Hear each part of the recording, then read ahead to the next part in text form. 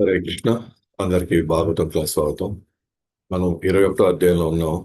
కొంత భాగాన్ని చూసుకున్నాం. ఈరోజు మనం మిగతా భాగాన్ని ఈరోజు చూసుకుంటాం. ముఖ్యంగా సూర్యుడి యొక్క కదలికలు.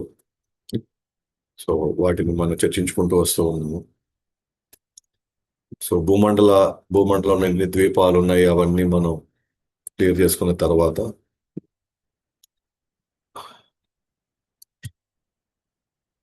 ఆ, మనం కంప్లీట్ కూడా సూర్యుడి యొక్క కదలికలు దానికి వచ్చాము. సో ముఖ్యంగా చిక్కుడు గింజని రెండు భాగాలుగా చేస్తే ఒక భాగం గురించి మనం తెలుసుకుంటే రెండో భాగం యొక్క కొలతలు కూడా ఆటోమేటిక్గా తెలిసిపోతుంది. అంటే అంత పకడ్బందీగా పక్కాగా ఉన్నాయన్నమాట. అట్లాగే దానిపైన భూమండలం పైన ఉండేది ఇంకా అంతరిక్షం ఎక్కడ వరకు అంటే చంద్రుడు దాకా. సో చంద్రుడు భూమండలం పై నుంచి చంద్రుడు వరకు మధ్యలో ఉన్న స్పేస్ అంతా కూడా అంతరిక్షము. ఆ భాగంలో సూర్యుడు ఉంటాడు అన్నమాట. సో ఆయన నుండి ఏం చేస్తుంటాడు, ముల్లోకాలకి వేడిని వెలుగుని ఆయన ఇస్తూ ఉంటాడు. సో ఈ విధంగా చిక్కుడు గింజని తీసుకుంటే కనుక రెండు భాగాలు చేస్తే, సో పై భాగం రెండో భాగం రెండు భాగాలు సమానంగా కొలతలు ఉంటాయి.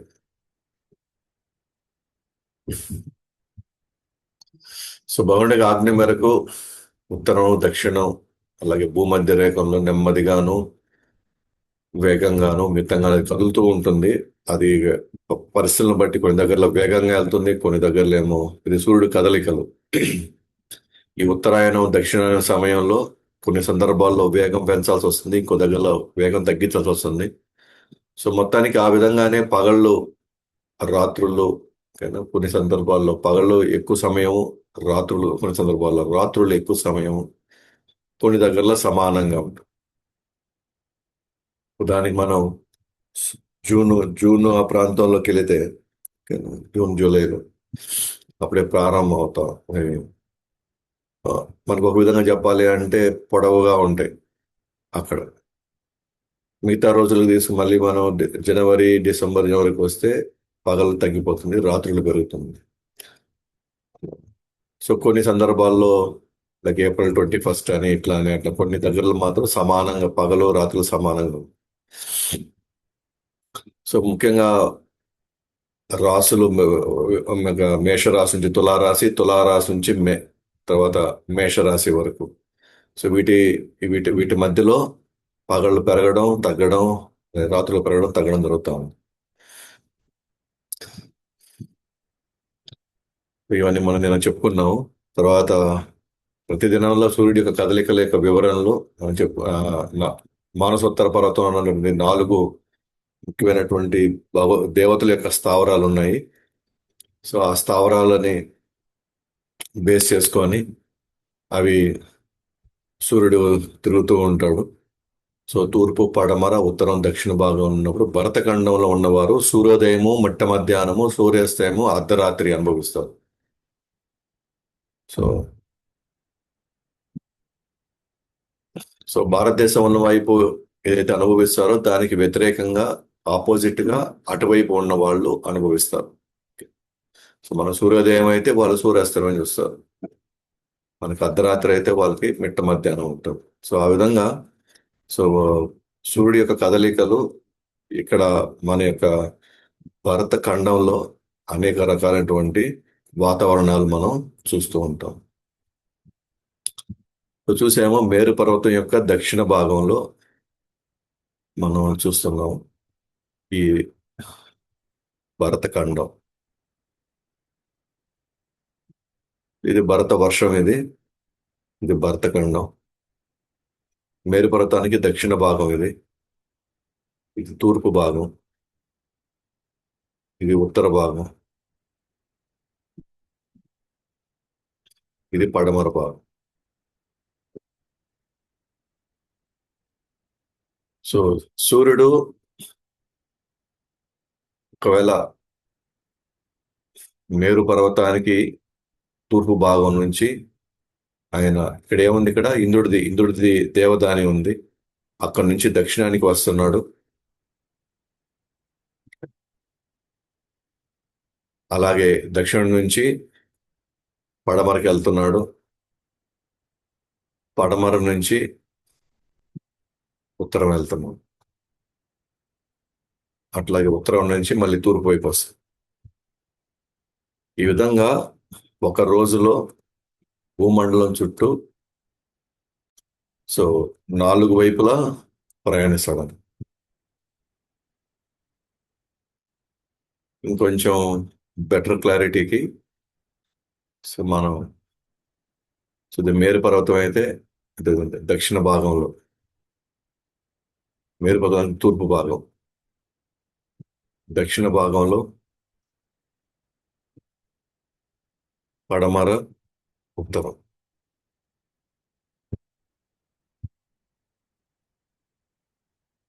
సో మేరు పర్వతానికి తూర్పు భాగంలో సూర్యుడు ఉంటే సో మనకిక్కడ సూర్యుడు ఉదయిస్తున్నాడు. భరత భరత ఖండానికి సూర్యుడు ఉదయిస్తున్నాడు. మేరు పర్వతానికి తూర్పే, కానీ మనకి ఉదయిస్తున్నాడు. మనం ఏం చేస్తున్నాం? మనం ఉదయించే ఎటువైపు సూర్యుడు ఉదయిస్తున్నాడో అది మన తూర్పు అనుకుంటున్నాం.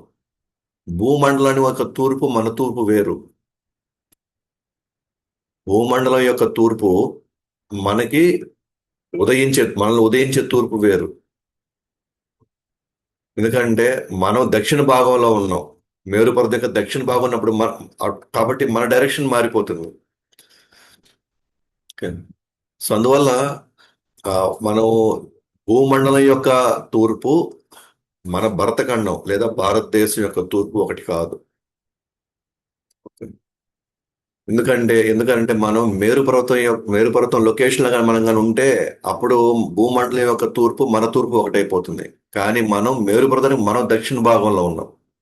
సో మన దక్షిణ భాగంలో ఉండడం వల్ల భూమండలం యొక్క తూర్పు మన తూర్పు మారిపోతుంది.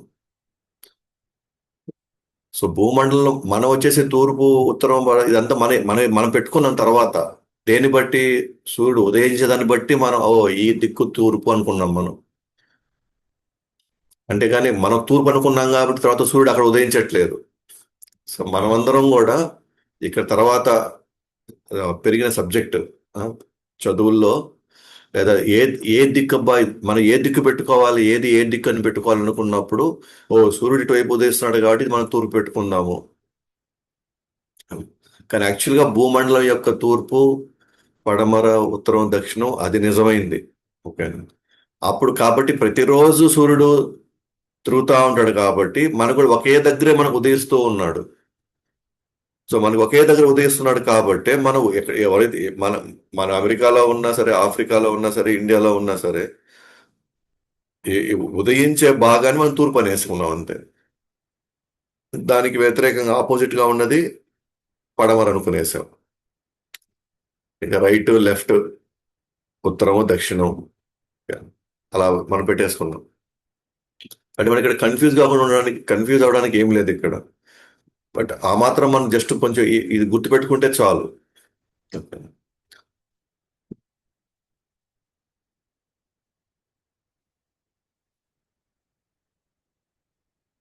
సో ఇప్పుడు మనం ఇంకొంచెం క్లారిటీ వస్తుంది.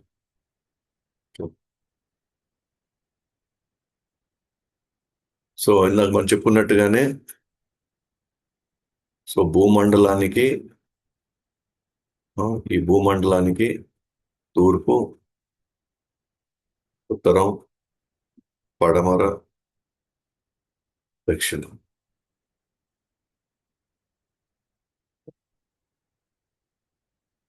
సో సో ఇక్కడి నుంచి ఇక్కడికి వెళ్తూ ఉన్నాడు. సో సూర్యుడు ఇక్కడ నుంచి ఇక్కడికి వెళ్తున్నాడు సూర్యుడు. సో ఇక్కడ ఉన్నాడు అంటేనే మనకి ఇక్కడ ఉదయిస్తున్నాడు.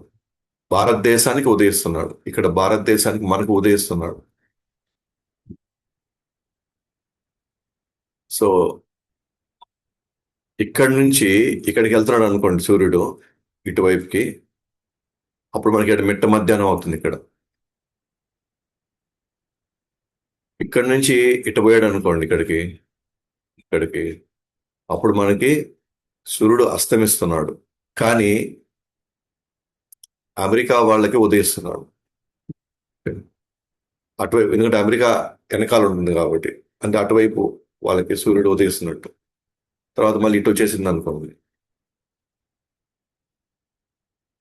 మనకి మళ్ళీ ఉదయిస్తున్నాడు. అదే మనకి అర్ధరాత్రి వదడు వాళ్ళకు ఉదయిస్తున్నాడు. ఇప్పుడు ఇటువైపు వచ్చేసరికి మళ్ళీ మనకు ఉదయిస్తున్నాడు అన్నమాట.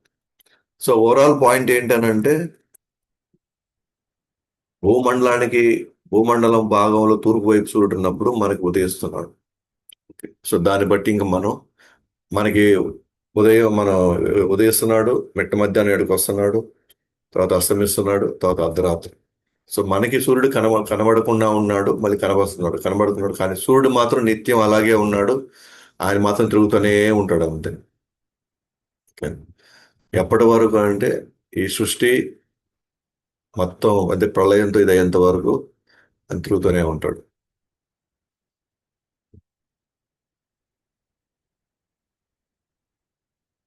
లేదంటే మనం చెప్పుకుంది. ఓకే.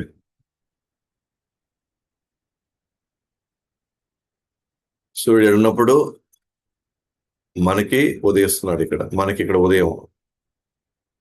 తర్వాత సూర్యుడు ఇక్కడి నుంచి ఏడుకు వచ్చేసాడు. ఇప్పుడు మనకి ఏమవుతున్నప్పుడు మనకి మధ్యాహ్నం అవుతుంది. సూర్యుడు ఎక్కడికి వెళ్ళాడు, మనకి సాయంత్రం అవుతుంది.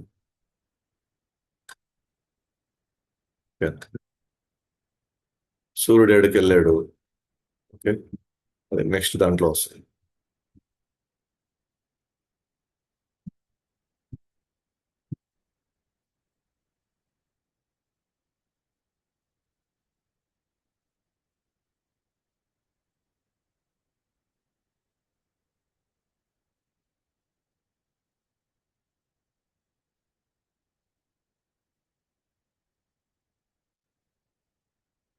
సూర్యుడు ఎక్కడికి వెళ్ళాడు, మనకి అస్తమిస్తున్నాడు. సూర్యుడు ఎక్కడికి వెళ్ళాడు, మనకి అర్ధరాత్రి అవుతుంది.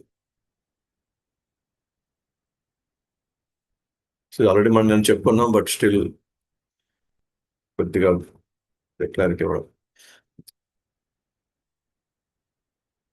ఇప్పుడు ఏం చెప్తున్నారు ఇంకా, సూర్యుడు ఇంద్రుడి నివాసం నుంచి యమరాజు నివాసం, యమరాజు నివాసం నుంచి మళ్ళీ ఆ ఆ వరుణుడి నుంచి చంద్రుడు తిరిగే కొంది 6 గంటల సమయం పడుతుంది. అంటే మొత్తం 24 గంటల సమయం. ఎట్లా అయితే సూర్యుడు తిరుగుతా ఉన్నాడో,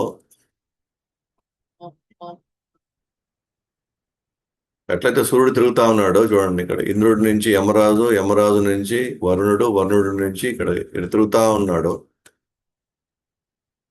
అదే విధంగా మొత్తం గ్రహాలన్నీ కూడా తిరుగుతున్నాయి. చంద్రుడు, నక్షత్రాలు, అంగారకుడు, అవన్నీ కూడా తిరుగుతా ఉన్నాయి అన్నమాట. సో ఇంచుమించు స్వర్గలోకాలు అన్ని కూడా తిరుగుతూనే ఉన్నాయి. ఎక్సెప్ట్ ఆ తర్వాత మహర్లోకం అవి ఉండవు. అవి మళ్ళీ స్టేబుల్ గా ఒక దగ్గరే ఉన్నాయి. అవి అవి ఏమి తిరగవు, మిగతా అవన్నీ తిరుగుతా ఉన్నాయి.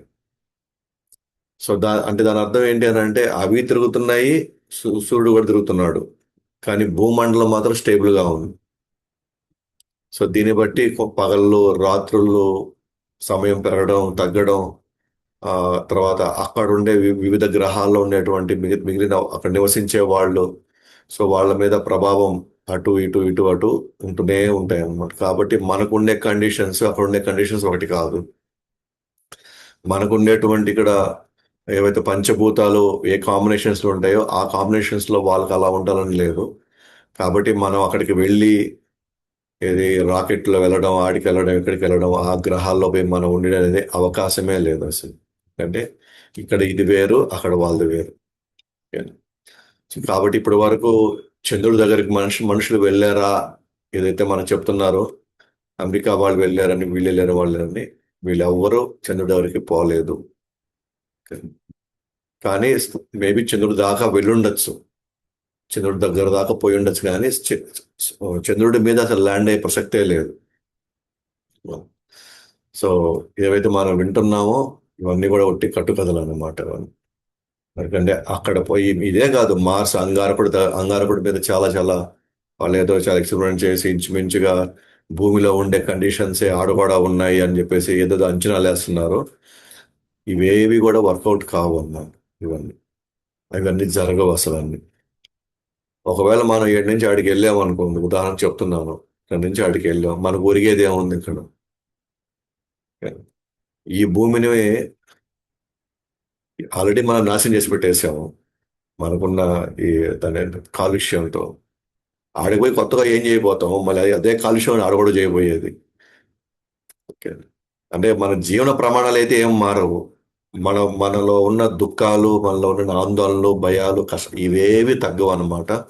ఇంకా చెప్పాలంటే మన మన మన శరీర ఆకృతికి లేదా మనకున్న శరీర తత్వానికి అక్కడికి వెళ్తే ఇంకా కొత్త కొత్త జబ్బులు, కొత్త కొత్త వింత వింత అయినటువంటి లక్షణాలన్నీ ఆడ వస్తాయేమో. ఓకే. కాబట్టి ఇక్కడ ఒకటే పాయింట్ ఏంటంటే ఏ నుంచి బయటపడ్డాం అంతే. జన్మ మృత్యు జరా వ్యాధి నుంచి బయటపడిపోవాలి. సో దాని గురించి మనం ఎక్కువ ఆలోచించాలి తప్ప 7 గంట ఆడికి పోతే ఆడే ఉంటుందో అక్కడ ఉంటాయి ఇవన్నీ అనవసరంగా మనం ఆలోచించుకోవడం, లేదా దాని మీద మనం డబ్బులు ఖర్చు పెట్టి వాటి మీద వాటిని ఏదో ఏదో కొత్తగా కనిపెట్టేసి ఆడికి వెళ్తే ఇంకేదో బ్రహ్మాండంగా అవుతుంది అనేది మాత్రం మన అసలు వాటి మీద ఆశలు వదులుకోవడం అనేది మంచిది. మనం చాలా క్లియర్ గా మనకి భాగవతం వీటన్నిటిని మనకు చెప్తుంది అనమాట. సో ఇప్పుడు నెక్స్ట్ ఈ రోజు మనం సూర్యదేవునికి రథానికి ఒక చక్రం ఉంటుంది, దాన్ని సంవత్సరం అని అంటారు. 12 నెలలను, 6 ఋతువులను, 3 చతుర్మాస కాలాలను దాని దాని 3 భాగాలుగా ఉన్న ఇరుసుగా పరిగణిస్తారు. చక్రాన్ని మోసే ఇరుసు ఒకవైపు సుమేరు పర్వతంపై, మరొక వైపు మానసోత్తర పర్వతంపై ఉంటుంది. ఇరుసు యొక్క బయట చివరకు అమర్చబడిన ఈ చక్రము మానసోత్తర పర్వతంపై నిరంతరంగా తిరుగుతూ ఉంటుంది. నూనె తీసే యంత్రం వలె ఈ మొదటి ఇరుసు దానిలో 4వ వంతు పొడవున, రెండవ ఇరుసు యొక్క పై భాగము గాలి తాడు ద్వారా ధ్రువలోకానికి జత చేసి పడి ఉంటుంది. ఇది నాకు మనం చెప్పుకున్నట్టుగా దీని ఏమంటారు అంటే కాలచక్రం అంటారు. కాలచక్రంలో 12 ఫోక్స్లు ఉన్నాయి. 12 ఫోక్స్లు వచ్చి 12 నెలలు అన్నమాట. 12 నెలలు. తర్వాత 6 రిమ్ములు అనమాట. రిమ్స్ 1 2 3 4 5 6. 6 రిమ్స్ అంటే ఇదిగో ఇక్కడ ఇరిగిపోయిన ఈ భాగం ఏడుంది. 6 రిమ్స్ అంటే 6 ఋతువులని. అంటే 2 నెలలు ఒక ఋతువు. మొత్తం 12 ఫోక్స్లు ఉన్నాయి. 12 ఫోక్స్ వచ్చి 12 నెలలు. 2 నెలలు వచ్చి ఒక ఋతువు. సో ఒక్కొక్క రిమ్ 6 రిమ్లు ఉన్నాయి కాబట్టి 6 ఋతువులు అన్నమాట ఇవి. ఆ తర్వాత 3 మాసాలు, అంటే 3 చతుర్మాసాలు. ఏంటవి? ఈ 4 ఒకటి, ఈ 4 ఒకటి, ఆ తర్వాత ఈ 4 ఒకటి, కాంబినేషన్. అంటే చతుర్మాసం అంటాం కదా, 4 నెలలు, అట్లా 3 నెలలు. ఇది కాలచక్రం అన్నమాట.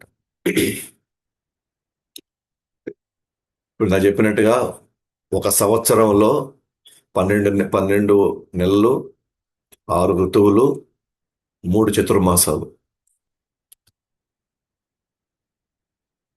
దీన్ని ఏమంటారంటే కాలచక్రం అన్నమాట. ఇది కూడా తిరుగుతూ ఉంటుంది. ఇది కూడా తిరుగుతుంది, కాలచక్రం కూడా. ఇది కూడా తిరుగుతూ ఉంటుంది.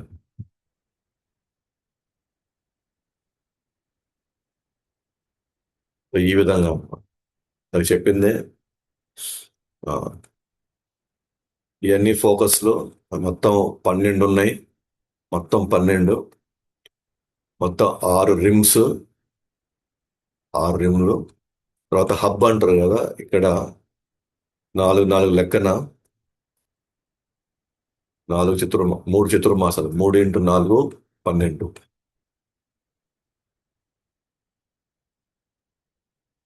మనం చూసుకుంది అంటే కాలచక్రం తిరుగుతా ఉంది. సూర్యుడు కాలచక్రంతో పాటు తిరుగుతున్నాడు, చంద్రుడు కాలచక్రంతో పాటు తిరుగుతున్నాడు.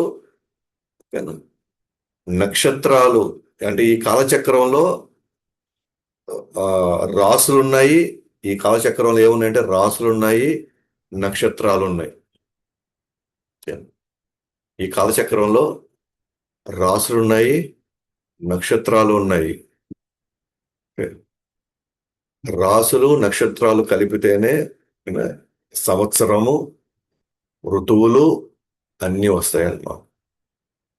ఈ కాలచక్రానికే అటాచ్ అయి ఉన్నాయి అన్నమాట. ఈ కాలచక్రానికే రాసులు అటాచ్ అయి ఉన్నాయి, నక్షత్రాలు అటాచ్ అయి ఉన్నాయి ఈ కాలచక్రానికి. ఈ కాలచక్రంలో ఏమున్నాయి? 12 నెలలు ఉన్నాయి, 6 ఋతువులు ఉన్నాయి, 3 చాతుర్మాసాలు ఉన్నాయి. ఇది తిరుగుతా ఉంది. అలాగే ఈ కాలచక్రానికి ఫిక్స్ అయి ఉన్నాయి అన్నమాట. ఏంటి? 12 రాసులు, 28 నక్షత్రాలు. అది కూడా మీకు చెప్తాను. జస్ట్ జస్ట్ ఇన్ఫర్మేషన్ పెట్టుకోండి, మీకు తర్వాత నేను బొమ్మ చూపిస్తాను. సో ఈ కాలచక్రం కూడా తిరుగుతా ఉంది. తిరుగుతా ఉంది. సో ఈ కాలచక్రంలో సంవత్సరం సంవత్సరం అంటే 12 నెలలు, 6 ఋతువులు, 3 చతుర్మాసాలు. ఈ ఈ కాలచక్రానికి ఫిక్స్ అయి ఉన్నాయి అన్నమాట రాసులు, నక్షత్రాలు. 12 రాసులు, 28 నక్షత్రాలు ఇవి ఫిక్స్ అయి ఉన్నాయి.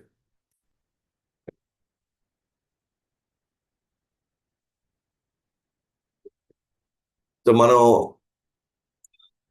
గమనిస్తే గనక మేరు పర్వతం పైన, సో చంద్రుడు ఇక్కడ ఉన్నాడు.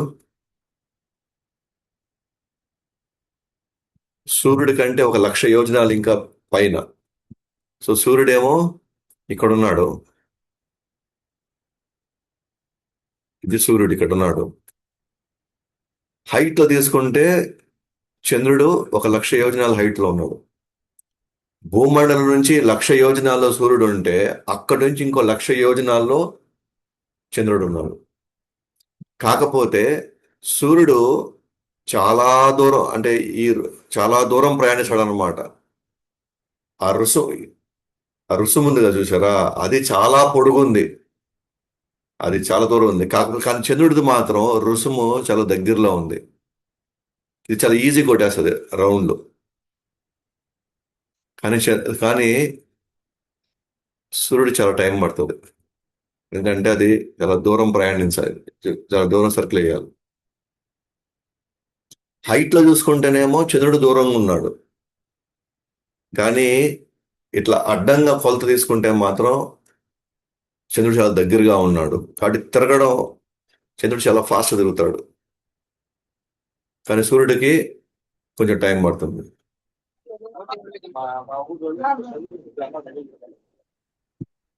ఓకేనా?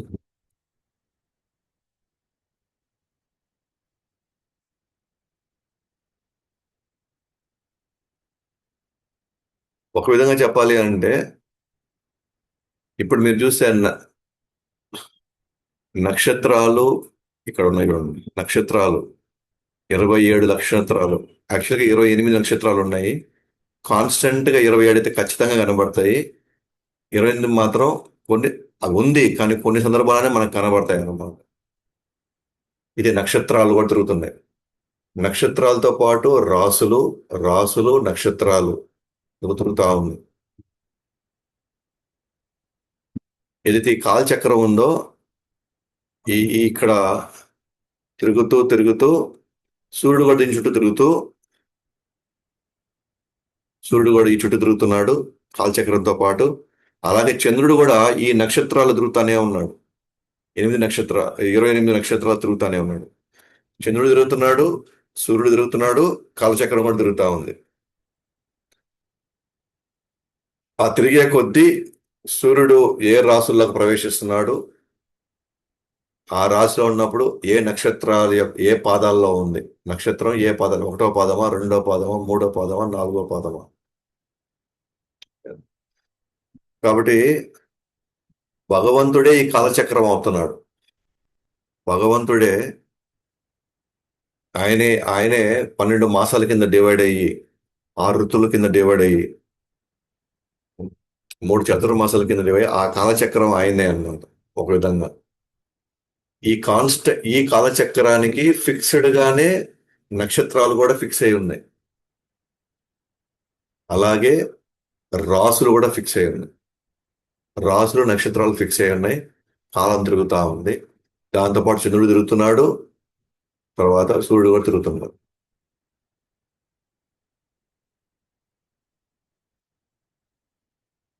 ఇప్పుడు మీకు కొంచెం క్లారిటీ వస్తుంది ఇంకా. సో ఇవన్నీ రాసులు: వృషభ రాశి, మేష రాశి, మీన రాశి, కుంభరాశి, మకర రాశి, ధనురాశి, వృశ్చిక రాశి, తులారాశి, కన్యా రాశి, సింహరాశి, అలాగే లాస్ట్ కర్కటం, కర్కట రాశి, తర్వాత మిథున రాశి.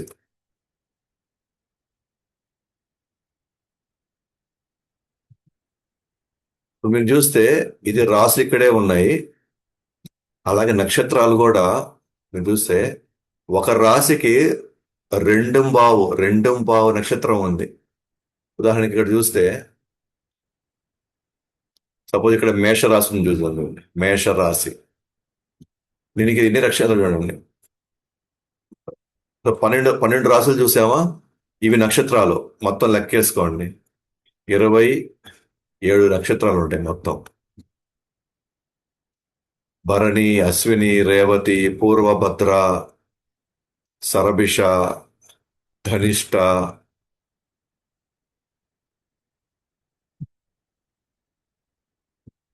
అట్లాగే ఇక్కడ చూస్తే విశాఖ, స్వాతి నక్షత్రం, చైత్ర, చిత్ర నక్షత్రం, హస్త, ఉత్తర పాల్గొన, పూర్వ పాల్గొన, అనురాధ, జ్యేష్ఠ, మొత్తం 27 ఉన్నాయి. అది కాకుండా నేను చెప్పిన 28వది మాత్రం ఇక్కడ చూడండి, కింద కింద లాస్ట్ లో అభిజిత్ అని ఉంది.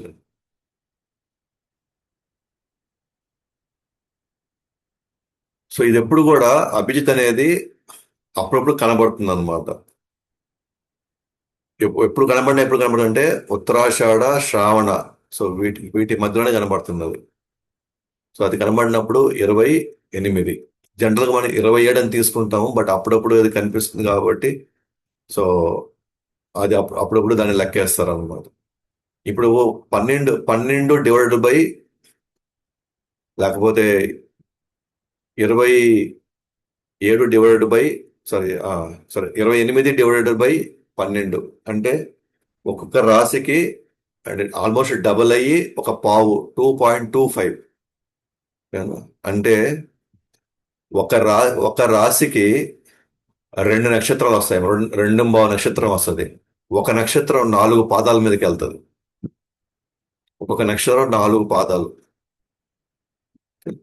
అయితే 2 నక్షత్రాలు, మూడో నక్షత్రం యొక్క ఒక పాదము ఒక రాశి కవర్ చేస్తుంది.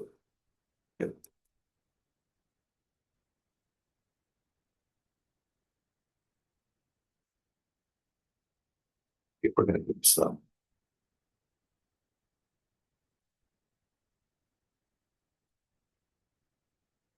మీకు ఇంకొంచెం క్లారిటీ వస్తుంది.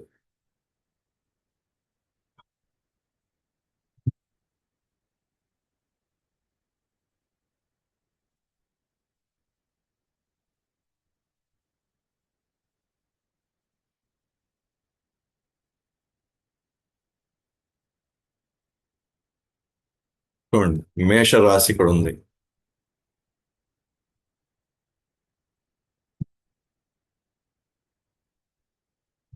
ఈ మేష రాశిలో ఫుల్ గా అశ్విని నక్షత్రం ఒకటి ఉంది.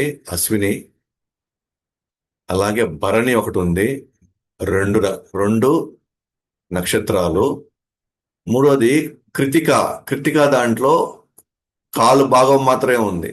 అంటే 2 నక్షత్రాలు ఒక రాశి కవర్ చేస్తుంది. అట్లా మీరు ఏది తీసుకున్నా సరే, చూడండి మీన రాశి ఉంది. సో మీన రాశి దగ్గరికి వెళ్ళినప్పుడు ఏమవుతుంది, ఇక్కడ మీన రాశి ఉంది. ఇక్కడ మీన రాశి చూసినప్పుడు ఏమవుతుంది, ఇక్కడ రేవతి ఒక నక్షత్రము, తర్వాత ఉత్తర భద్ర ఒక నక్షత్రము, తర్వాత పావు భాగం పూర్వభద్రలో కాలు భాగం వచ్చింది ఇక్కడికి. అంటే రేవతిలో 4 పాదాలు, ప్రతి నక్షత్రానికి 4 పాదాలు ఉంటాయి అన్నమాట. అట్లాగే ఉత్తర భద్రకి 4 ఉన్నాయి, పూర్వభద్రకి 4 ఉన్నాయి, కానీ ఒక పాదం వచ్చేసి మీనరాశిలోకి వచ్చేసింది. ఇది ఫిక్స్డ్ అన్నమాట. మీనరాశిలో ఎప్పుడు కూడా ఉత్తర భద్ర, రేవతి, పూర్వభద్రలో కాలు భాగం వచ్చేసి ఉంటుంది. అందుకే చెప్పాను కదా, రాసులు, నక్షత్రాలు ఇవి ఫిక్స్డ్. ఇవి ఏది ఆ కాల చక్రంలో. అంటే ఈసారి మేషరాశి వస్తే దాంట్లో వేరే నక్షత్రాలు రావు ఇంకా. అంటే కృతిక, రోహిణి ఏది పడితే అవి రావు. ఎప్పుడు చూసినా భరణి, అశ్విని, తర్వాత కృతికాలో ఆ ఆ బాబ అది ఫిక్స్డ్. ఓకే, అది మాత్రం దాన్ని ఎవరు ఏమీ చేయలేరు. ఓకే, అది కంపల్సరిగా కాలచక్రంతో పాటు ఏ రాశి ప్లస్ ఆ నక్షత్రాలు అవి ఎప్పుడు ఫిక్స్డ్ అవి. ఈ రాశిలో ఈ నక్షత్రాలే ఉంటాయి. అది ప్రాబ్లం ఎక్కడ, జ్యోతిష్యం ఎక్కడ మారుతుందంటే ఇప్పుడు సూర్యుడు ఏ రాశిలో ఏ నక్షత్రంలో ఏ పాదంలో ప్రయాణిస్తున్నాడు మన మన మన పుట్టినప్పుడు. ఓకే, సో వాళ్ళు ముహూర్తాలు పెట్టేది అందంగా కొంతమంది చంద్రుడిది ఫాలో అవుతారు, లేదా కొంతమంది సూర్యుడిది ఫాలో అవుతారు. సో చంద్రుడైనా సరే నక్షత్రాలు తిరుగుతూనే ఉన్నాడు, సూర్యుడైనా సరే రాసుల ప్రకారంగా తిరుగుతున్నాడు. ఈ రాశి ప్రకారంగా తీసుకున్నా నక్షత్రాలు తెలుసుకోవచ్చు, లేదా నక్షత్రం ప్రకారంగా వెళ్ళినా సరే రాసులు తెలుసుకోవచ్చు. మొత్తానికి ఏంటి అని అంటే మనం గమనిస్తే కనుక రాసులు దానికి తగినటువంటి నక్షత్రాలు ఫిక్స్డ్ అన్నమాట. ఎన్ని నక్షత్రాలు? 2 నక్షత్రాలు, ఒక వేరే నక్షత్రం యొక్క ఒక పాదం. నేను మీరు చెప్పినట్టుగా అభిజిత్ అన్నది కదా, అభిజిత్ ఎప్పుడు చూసినా ఇక్కడ వస్తాడు అనమాట, ఇక్కడ వస్తాడు. నేను కింద కింద చూడండి, నేను రెడ్ దాంతో నేను ఈ ఏరియాలో వస్తాడు అనమాట. ఆషాఢకి శ్రావణకి మధ్యలో వస్తాడు. ఇప్పుడు వచ్చినప్పుడు ఏమవుతుందంటే ఎప్పుడైతే ఆయన కనిపిస్తాడో, కనిపించినప్పుడు ఏమవుతుందంటే శ్రావణంలో 3 పాదాలు, ఉత్తరాషాఢంలో 3 పాదాలు, ఆ తర్వాత ఆ అభిజిత్తులో 3 పాదాలు, అలాగే పూర్వాషాఢ ముందుంది కదా, పూర్వాషాఢ, ఉత్తరాషాఢ, శ్రావణం. వీటిలోంచి ఒక్కొక్క పాదం తీసుకొని అభిజిత్ పా- వీడి మూడిటి ఒక 3 పాదాలు తీసుకుంటాడు అభిజిత్ వచ్చినప్పుడు. అప్పుడైనా మళ్ళీ 12 పాదాలు అయినాయి, మళ్ళీ మళ్ళీ 12 పాదాలు అయినాయి. అది ఓకే.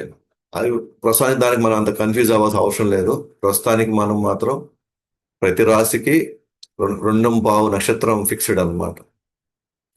సో సూర్యుడు కదిలే దాన్ని బట్టి, చంద్రుడు కదిలే దాన్ని బట్టి వాళ్ళు ముహూర్తాలు పెట్టడం కావచ్చు, లేకపోతే మన రాశి ఫలాలు, లేకపోతే మన జ్యోతిష్యాలు, ఇవన్నీ కూడా దాన్ని బేస్ చేసుకున్నాను.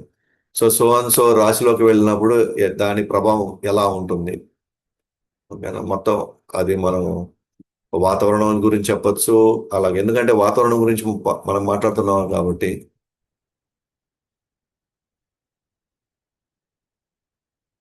సో ప్రస్తుతానికి అభిజిత్ గురించి మర్చిపోండి, వదిలేసిండి దాని సంగతి. ప్రస్తుతానికి ఇది ఫిక్స్ అవ్వండి ఫస్ట్. ఇంతవరకు క్లియర్ అయితే ఫస్ట్ మీద సంగతి తర్వాత చూద్దాం. ఓకేనా, అంటే మనం ఏమన్నా అర్థం కావడానికి ప్రయత్నిస్తున్నాం, మనం మొత్తం 100% లోపల టెక్నికల్ గా వెళ్ళి ప్రతి పాయింట్ ని మనం అర్థం చేసామంటే మన ఇది సరిపోదు. ఓకే, వదిలేసింది దాని సంగతి. ప్రస్తుతానికి వీటి మీద ఫిక్స్ అవ్వండి. సో ఇప్పుడు చెప్పాం కదా ప్రభావం. అంటే సూర్యుడు కొన్ని వచ్చినప్పుడల్లా కూడా మన పరిస్థితి ఎలా ఉంది అని అంటే, నేను చెప్పిన కాలచక్రంలో ఆ,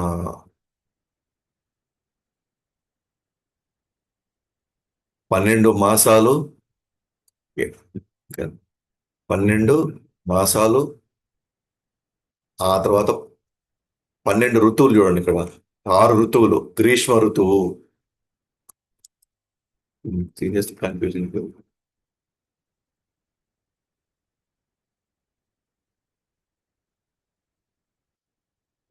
గ్రీష్మ ఋతువు 6 ఋతువులు. తర్వాత ఇక్కడ వసంత ఋతువు, శిశిర ఋతువు, హేమంత ఋతువు, శరత్ ఋతువు, వర్షాకాలం, వర్ష ఋతువు.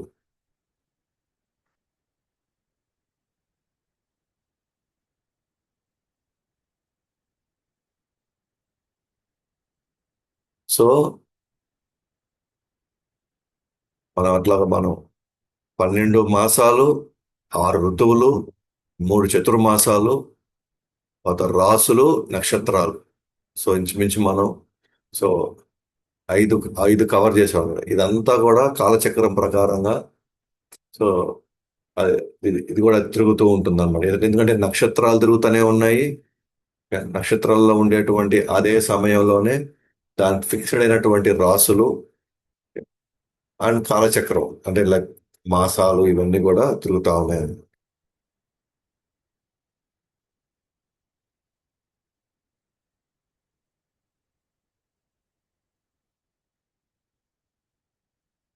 సో ఇప్పుడు నేను జస్ట్ మీకు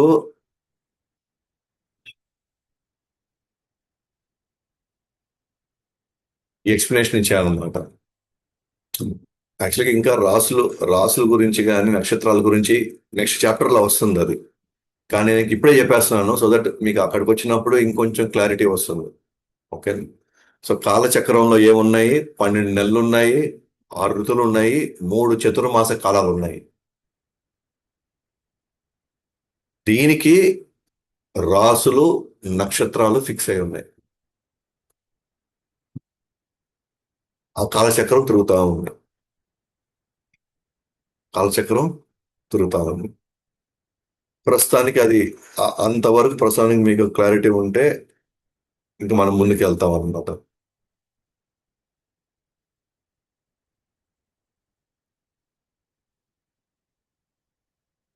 అండ్ నేను నాకు చెప్పినట్టుగానే ఈ 27 నక్షత్రాలు ఎవరండి? ఈ 27 నక్షత్రాలు ఎవరు అని అంటే వీళ్ళు దక్షుడి యొక్క 27 మంది ఆ అమ్మాయిలు అంటే వాళ్ళ కుమార్తెలు చంద్రుడికి ఇచ్చి పెళ్లి చేశారు అనమాట. చంద్రుడికి ఇచ్చి. సో చంద్రుడు ఈ నక్షత్రాల్లో తిరుగుతూ ఉంటాం. కాలగమనంలో నక్షత్రాల్లో తిరుగుతూ ఉంటాం. ఓకే. సో వాళ్ళ పేర్లు అన్నమాట. వీళ్ళందరూ కూడా వాళ్ళ పేర్లు ఆ దక్షుడి యొక్క అమ్మాయి పేర్లు అమ్మ కుమార్తెల పేర్లు అన్నమాట. వీటిని ఇంగ్లీష్ లో కన్స్టలేషన్స్ అంటారు. కన్స్టలేషన్స్. యాక్చువల్గా ఒక్కొక్క కన్స్టలేషన్ అంటే ఒక్కొక్క నక్షత్రం యాక్చువల్గా ఒక నక్షత్రం కాదు. అవి 2, 3, 4 నక్షత్రాలు కలిపి ఓకేనా ఒ- ఒక నక్షత్రం కింద పరిగణిస్తారు. చిన్న చిన్న నక్షత్రాలు అవి ఎలా ఉంటాయంటే ఎలుగుబంటిల ఆకారంలో ఉంటాయట చిన్న చిన్న నక్షత్రాలు. ఈ 4 నక్షత్రాలు కలిపితే ఒక నక్షత్రం పేరు వచ్చింది. అది అశ్విని అని కానీ ఇంకోటి కానీ చిన్న చిన్న నక్షత్రాలు. ఓకేనా ఒక గుంపు ఒక నక్షత్ర మండలం లాగా ఒక్కొక్క నక్షత్రం కిందకి వెళ్ళింది. చంద్రుడు ఒక్కొక్క నక్షత్రంలో ఒకటి దాంతో గడుపుతూ వస్తాడు అమ్మ. ఇంకే.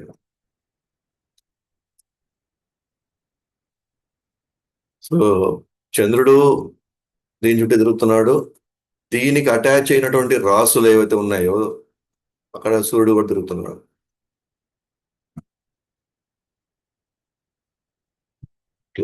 తిరుగుతా ఉన్నాడు.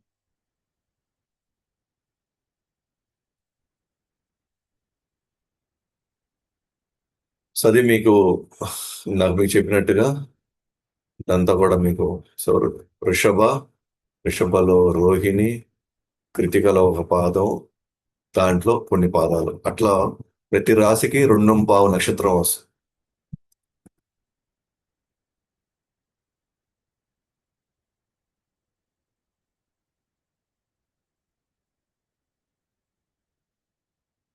సో ఈ విధంగా సూర్యుడు ఇప్పుడు నేను మీకు చెప్పినట్టుగా మానసోత్తర పర్వతం మీద అంటే యాక్చువల్గా పర్వతం ఆనుకొని పోయేది అట్లా ఉండదన్నమాట. ఆ ఏరియాలో తిరుగుతాడని. ఆ ఏరియాలో కూడా ఆ, తనకి ఆల్రెడీ ఈ ఇరుసు ఉంది కదా. ఈ ఇరుసు మేరు పర్వతానికి అటాచ్ చేయండి. చక్రానికి అటాచ్ చేయండి ఇరుసు. మనం ఇందాక మీకు చూపించినట్టుగా ఈ ఇరుసు ఉన్నారు కదా, ఈ ఇరుసు ఇది కొన్ని సందర్భాల్లో కొంచెం ముందుకు రావచ్చు. ఇరుసు కొంచెం పక్కకి వెళ్ళొచ్చు. ఒక ఒక ఒక ఒక క్యాల్కులేషన్ లో ముందుకు వెళ్తుంది, ఒక క్యాల్కులేషన్ లో వెనకాలకి వెళ్తూ ఉంటుంది. ఎప్పుడు ఇది తిరుగుతూ ఉంటుందో ఈ విధంగా చక్రం అంటే సూర్యుడు తిరుగుతా ఉన్నాడో సో ఆ కాలాన్ని బట్టి, కాలంలో ఉన్న పరిస్థితులను బట్టి కొంచెం ముందుకు రావచ్చు, కొంచెం వెనకాలి పోవచ్చు. కొంచెం ముందుకు రావడం అని అంటే అర్థం ఏంటి అని అంటే మనకి పగలు తగ్గిపోతా ఉంది అని అర్థం. కొంచెం వెనకాలకి వెళ్తున్నాడు అని అంటే అర్థం ఏంటంటే కొంచెం రోజులు డే పెరుగుతుందని అర్థం. సో ఉత్తరాయణం సమయంలో కొంచెం లోపలికి వచ్చి తిరుగుతూ ఉన్నాడు అనమాట మొత్తం. ఓకేనా? ఈ రాశి నుంచి ఈ రాశి దాకా పోయేటప్పుడు తిరుగుతున్నాడు, లోపలికి వస్తున్నాడు కొద్దిగా, మళ్ళీ కొద్దిగా బ్యాక్ వెళ్తున్నాడు దక్షిణాయన సమయంలో.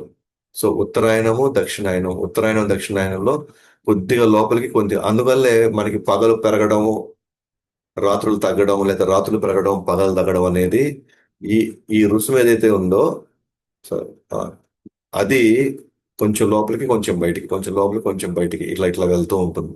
అది ఇంకొంచెం ముందుకెళ్ళినప్పుడు ఉత్తరాయణ దక్షిణ, అలాగే గ్రహణము వీటి మాట్లాడేటప్పుడు అప్పుడు వెళ్తాం మళ్ళీ. మీకు ఇప్పుడు ఎందుకు చెప్తున్నానంటే కొండ మీద ఫిక్స్డ్ గా అదేదో ఒక ట్రాక్ వేసినట్టుగా దాంట్లోనే పోవడం అనమాట. ఆ మానసోత్తర పర్వతం పైన తిరుగుతున్నాడు, కానీ ఆ చక్రానికి అంటే ఆ, కొండ మీద, ఆ పర్వతం మీద ఆనుకొని చక్రం తిరగదు. ఆ స్థలంలో దాని పైన మెయిన్ గా యాక్సిల్ దేంతో ఉంది? మేరు పర్వతంతో అటాచ్ అయ్యి ఉంది అనమాట. మేరు పర్వతంతో అటాచ్ అయ్యి ఉంది. అది దాన్ని బేస్ చేసుకొని తిరుగుతున్నాడు. ఆ తిరిగే క్రమంలో ఒక్కోసారి లోపలికి, ఒక్కోసారి బయటికి, ఒక్కోసారి లోపలికి. లోపలికి బయట అంటే మరి కిలోమీటర్ లోపలికి వచ్చేయడం, మళ్ళీ కిలోమీటర్ బయటికి పోవడం అనేది ఏమి ఉండదు. అక్కడికక్కడే అన్నమాట. ఓకే. సో ఇది మళ్ళీ మనం ఉత్తరాయణము, దక్షిణాయనము అని చెప్పుకునేటప్పుడు ఇంకొంచెం మనకు క్లారిటీ వస్తుంది. నేను మీకు ఐడియా ఇస్తున్నాను అంతే అన్నమాట ఇక్కడ. ఓకేనా? ఆ, ఆ, రాసుల విషయం కావచ్చు, లేకపోతే నక్షత్రాల విషయం కూడా యాక్చువల్గా తర్వాత వస్తుంది. బట్ ఎట్లాగో కాలచక్రం వచ్చేసింది కాబట్టి, అంటే 12 నెలలు, 6 ఋతువులు, 3 చతుర్మాసాలు ఆల్రెడీ వచ్చేసింది కాబట్టి ఇప్పుడే మీకు నేను దాన్ని ఇంట్రొడ్యూస్ చేశాను అంతే. నేను కొంచెం మీకు పరిచయం చేశాను దాన్ని. అట్లాగే ఉత్తరాయణ దక్షిణాయనం కూడా తర్వాత వస్తాయి, బట్ మీకు ఇప్పుడు పరిచయం చేస్తున్నాను. ఇవి లోపలికి రావడం, చక్రం లోపలికి రావడం, మళ్ళీ బయటికి వెళ్ళడం, లోపలికి రావడం, బయటికి వెళ్ళడం అనేది కూడా ఆ ఆ ఇరుసు యొక్క ఇది మూమెంట్, ముందుకి తర్వాత, ముందు తర్వాత, ఇట్లా అది లోపలికి బయటికి, లోపలికి బయటికి అవుతూ ఉంటుంది అనమాట.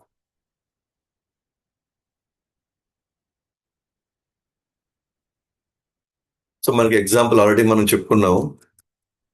ఆ సూర్యుడు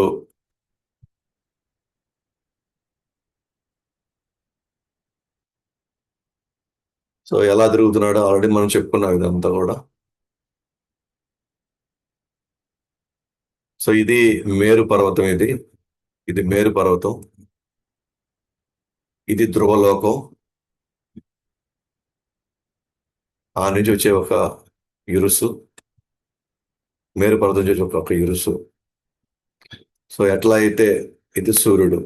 సో ఎద్దులు ఒకప్పుడు ఏ విధంగా వాళ్ళ నూనెను బయట తీస్తూ, సో ఇది ఎట్లయితే మొత్తం తిరుగుతూ లోపల నూనె తయారవుతుందో, అదే విధంగా సూర్యుడు తిరుగుతూ కాల ప్రభావంలో అనేక రాసులు, నక్షత్రాలు, కాల ప్రభావంలో ఆ వాతావరణ మార్పులు, అలాగే ఒక మనిషి యొక్క ఆ తలరాతలు అంటే జ్యోతిష్యాలు, సో ఇవన్నీ కూడా సూర్యుడి యొక్క కదలికలు. ఎందుకంటే ఈ అధ్యాయం సూర్యుడి యొక్క కదలికలు కాబట్టి దాన్ని బేస్ చేసుకొని మనం మాట్లాడుతున్నాం. సూర్యదేవుని రథము సుమారు 36 లక్షల యోజనాల పొడవు, దానిలో 4వ వంతు వెడల్పు 9 లక్షల యోజనాలు ఉంటుంది అంచనా. గాయత్రి మరియు ఇతర వేద ఛందస్సుల పేర్లు గల ఈ రథంలో గుర్రాలు 7 గుర్రాలు ఉన్నాయన్నమాట. ఈ రథాన్ని లాగే గుర్రాలు, సో 7 గుర్రాలు ఉన్నాయి ఇక్కడ చూడండి.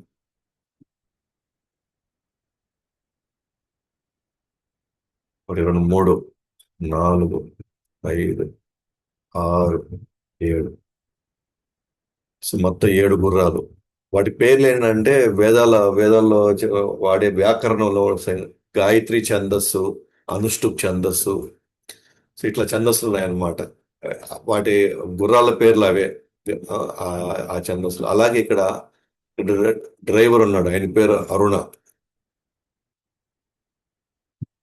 సో ఇక్కడ చూడండి, సో రథంలోని గుర్రాలను అరుణదేవుడు 9,00,000 యోజనాల వెడల్పు గల కాడికి కట్టి ఉంచుతాడు. ఈ రథం నిరంతరం సూర్యదేవుని మోసుకుని వెళ్తూ ఉంటుంది. సో సూర్యదేవుడు, సూర్యదేవుడు ఒక చక్రంపై ఉన్న రథంలో ఆయన తిరుగుతూ ఉన్నాడు. ఇక్కడ ఎవరైతే రథసారథి ఉన్నాడో ఈయన అరుణ. ఇక్కడ గుర్రం వెనకాలే ఉంటుంది, ఈయన అరుణ. సో ఈయన ఈ గుర్రాలని కంట్రోల్ చేస్తూ, సో మొత్తం తిరుగుతూ ఉన్నాడు.